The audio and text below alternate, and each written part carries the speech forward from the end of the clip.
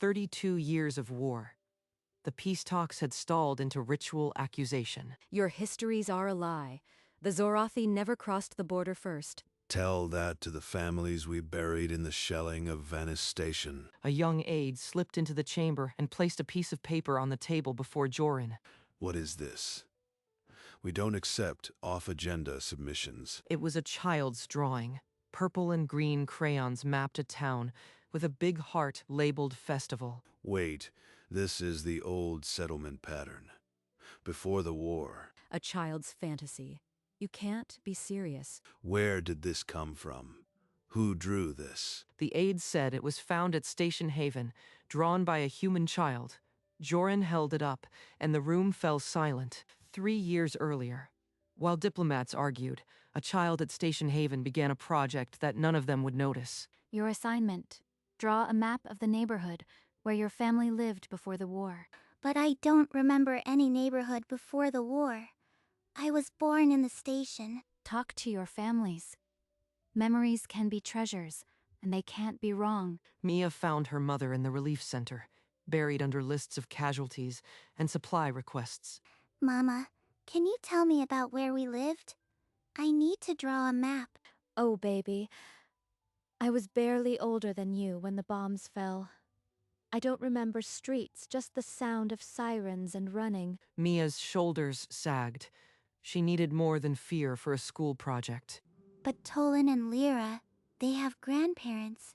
Their families talk about the old days. That evening, she packed her crayons and went to find her friends. She found Tolan, Lyra, and Leo in the play area, already trading stories of home. I need your help for a school project. Remember before the war? My grandmother said our house was right next to a Zorathi family. They shared food. And my uncle's shop was across from a Zandari school. We used to play in the courtyard. They had this big festival every year. Everyone came. The grown-ups cried when it ended. Mia scribbled furiously, asking them to repeat details, sketching houses and streets as they spoke. They're not making it up. The memories feel like gifts. When the drawing was done, she held it up, a jumble of colored shapes, but with a big red heart labeled Festival. Is this right? Does it look like home? Yes, that's it. Before everything got sad. The next morning, Mia walked into Miss Kalen's classroom, clutching her drawing like a treasure. Miss Kalen, I drew the map. Tolan and Lyra helped with the stories. Oh, Mia, this is wonderful. Such detail and heart. I am giving this a gold star. Miss Kalen pressed a shiny gold star onto the corner of the drawing and pinned it high on the classroom wall. A gold star. I've never gotten a gold star before. But in the relief center, Aisha's console lit up with a priority alert. The Zandori 9th Fleet had broken through the outer line. All stations, brace for possible attack. Haven may be in the path of advancing forces. Aisha's hands trembled as she scanned the update. The station had never been directly threatened before. What if we have to evacuate? Mia has never known anything but these walls. On the classroom wall, the drawing hung silently. A tiny sun of crayon colors in a corner of the galaxy none of them could yet see. 3 nights after the alert, Aisha stood at a mandatory diplomatic reception, exhaustion carved into her shoulders. Mia came home so bright yesterday, a gold star. For a map of places I never saw. You are the station relief coordinator. I heard about the fleet movements.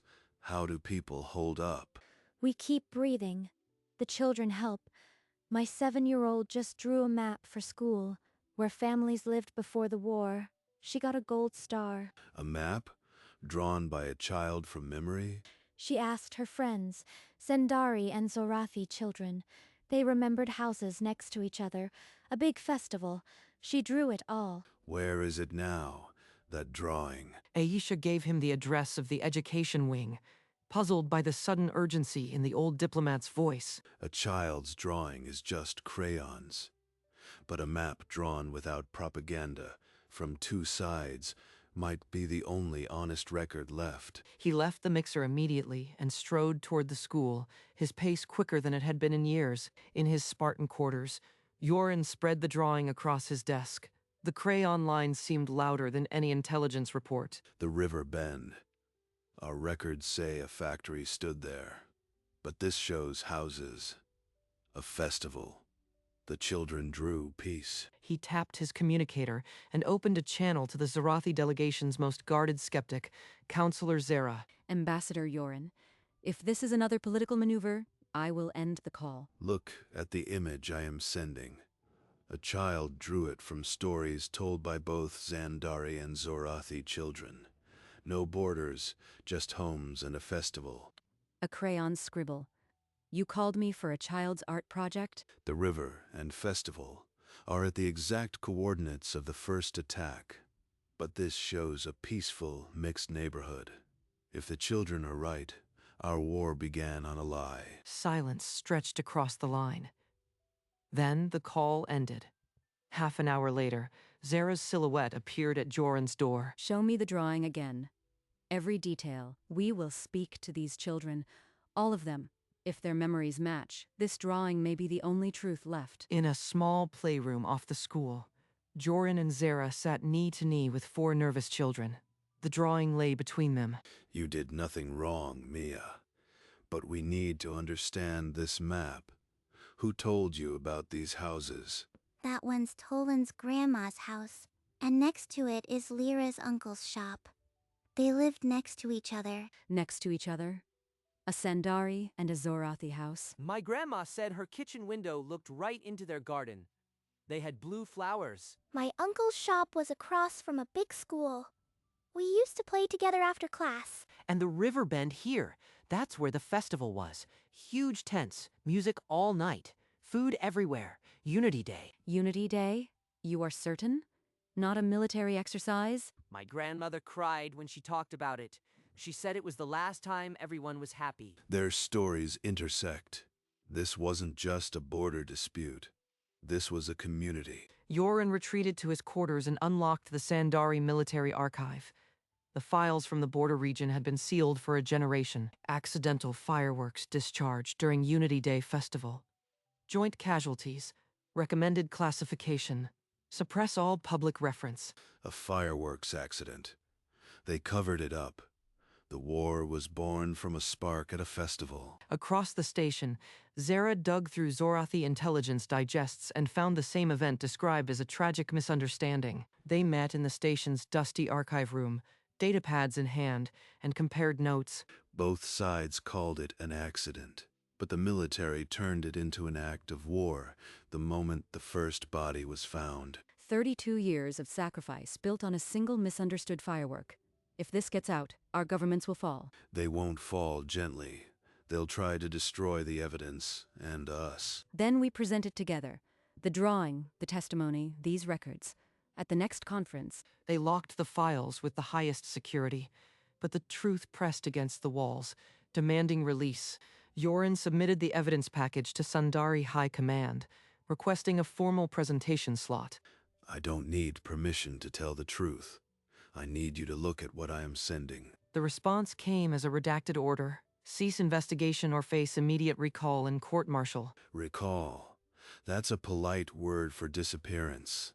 Like the others who found inconvenient truths. In a separate channel, Zera received a similar ultimatum from the Zorathi oversight. I am a diplomat, not a memory eraser.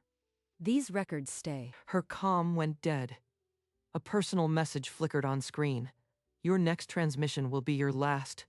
Choose wisely. That night, they met in the narrow confines of Joran's quarters, the drawing now their most dangerous possession. They've called me a traitor, called you the same. But we have one chance. The conference starts in 6 hours. Zera copied the files onto a civilian network. Mia's drawing would be the first image projected on the chamber floor. No more hiding. The chamber was a cathedral of old hatreds. Joran and Zera entered under threat of recall, but they carried a piece of paper. This drawing was made by a child. She recorded what our histories erased. Laughter rippled. But the projection showed little houses and a festival heart. Read the statements. Zandari and Zorathi children describe the same neighborhood, side by side. Your first strike site, the children called it Unity Day. They remember a festival, not an attack. We have the original accident report. Both governments knew it was a firework tragedy. A neutral observer proposed an independent excavation. The motion passed by one vote. News feeds erupted. Crayon evidence demands answers. The drawing was entered into the record. Its crayon lines now part of an official investigation. As the chamber emptied, Joran and Zara remained, the burden of what they'd begun settling over them. 3 weeks later, a neutral team landed on the disputed planet. Guided only by the crayon map, beneath layers of ash, they unearthed festival banners lettered in both languages. Pottery shards, children's toys, and burned cooking pots lay mingled, not separated by a border. No shell casings. No fortifications. The ground told of a celebration, not a battle. A memory overlay flickered. The same ground, 20 years earlier, alive with music and mixed families. The final report read simply, Site confirms civilian festival, cause of tragedy, accidental pyrotechnic misfire. Mia's drawing, once a school project, now held the weight of physical evidence. The findings were sealed in a secure vault, copies sent to both warring governments and every news outlet. Hardliners on both sides called the dig a hoax, but the artifacts were real, and the public was watching for the first time in a generation. The war's foundation cracked, not from weaponry, but from the memory of a child. The report hit the civilian networks like a shockwave. Within hours, footage of the excavation played on every screen. They can't bury this now. The ground spoke for us. On Xandar, a general called the dig a trick, but citizens gathered with printed copies of the drawing. Deny all you want. The children's words are in the record. The protests swelled, spilling from the homeworlds to colonies, an unscripted cry from a generation tired of sacrifice. Look at them. They're not taking orders. They're following the truth. Mia's drawing, enlarged and projected on buildings, became a silent chant. We live together. They've threatened to assassinate us, but you can't kill a story once it's in the streets. As protests grew, warships moved into the disputed zone, an uneasy standoff while people demanded answers. The war hasn't stopped yet. But the soldiers are seeing this too. Give them time. Joran and Zara combed through old festival registration lists, contacting survivors scattered across 3 systems. A Sandari woman named Selene wept on camera. The blue flowers, I still smell them when I close my eyes. Rek was 7. He still carries a scar from that firework. He said it wasn't an attack, just a mistake. We ran toward the river. Everyone was screaming, but before that, we were laughing. There were no soldiers, just families. The testimony matched the drawing exactly, down to the river's bend and the colors of the festival tents. This is irrefutable. No government can stand when its own citizens remember a different truth. The media branded it, the crayon proof. Every news cycle now looped the drawing next to a crying grandmother recounting the festival. Public pressure built until military commanders faced mutiny if they gave another attack order. They're afraid. This isn't about winning anymore. It's about losing control. Now we demand a ceasefire, not ask. Demand, and they'll have no choice. 5 minutes before the broadcast, a rogue Zandari gunship broke orbit over the excavation site and opened fire. Joran's console screamed an alert. The dig was burning. The evidence, the artifacts, the ground was being erased. They're panicking. If they destroy the site, the war goes on. We need to stop them now. The only weapon we have left is the truth. Broadcast everything. The drawing, the testimonies, the dig footage. This is treason. I'll be a dead man the moment I press transmit. Then we'll be dead together. Do it. Joran opened a galactic-wide channel and uploaded the entire evidence package. Mia's drawing bloomed across every screen. The attack was caught live, a Zandari ship bombing a civilian festival site to hide the truth. They've just proved our case. This is a war crime broadcast in real time. The transmission lit up every world. By the time the gunship finished strafing, the galaxy had already seen the truth. Within an hour, every world blazed with one image: crayon houses, a red heart, held by crowds on every continent. Mama, why is my drawing on the big screens? Did I do something wrong? No, baby. They just really like your colors. Come on, let's go home. I just drew for school. Miss Kaylin gave me a gold star. Why is everyone so loud about it? In the capital streets, soldiers lowered their weapons as the crowd held up not signs, but children's drawings. The fleet commanders are reporting mass refusal. They won't launch. The war is freezing. It's not a ceasefire yet, but no one is shooting. The governments are stunned. Station Haven lit up with celebration lights, but inside a small room, a 7-year-old just wanted to play. Tolan, can we play Space Pirates? I don't like all these people looking at my drawing. The war, for the first time in 32 years, had no sound. No guns, no ships moving, just a child's drawing echoing. That same night, a saboteur slipped into the education wing and stole the original drawing from its storage. The station alarm shrieked. Red lights flooded the corridor as blast doors sealed every section. Mama, they took my drawing. The one with the gold star. We have to stay here, baby. The station is locked down. It's just a drawing. Why would anyone want to hurt it? Yoren joined the security teams, tracking the saboteur's heat signature through the old service tunnels. They cornered the saboteur in a dead-end corridor, the drawing crumpled but intact in a satchel. You lost. The picture survived. Peace isn't made of paper. It's made of people who refuse to let it burn. The drawing was returned to Mia. She clutched it to her chest, the gold star still shining against the crayon houses. The station breathed again. The saboteur was taken. The symbol had survived its first assassination. 2 days after the lockdown, the station's central plaza filled with 1 million beings.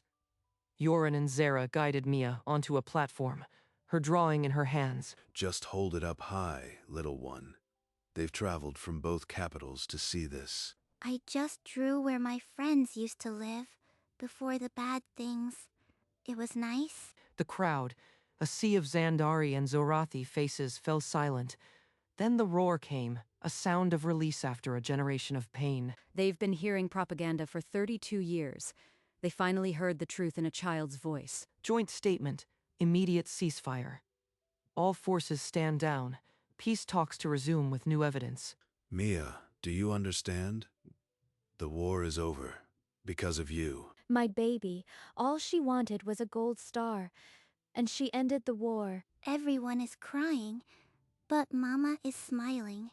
Maybe it's okay. The ceasefire was declared. The treaty would be signed in 3 days. But for now, the galaxy simply cried with relief. 3 days later, in the same chamber where the war was argued for a generation, peace was handwritten.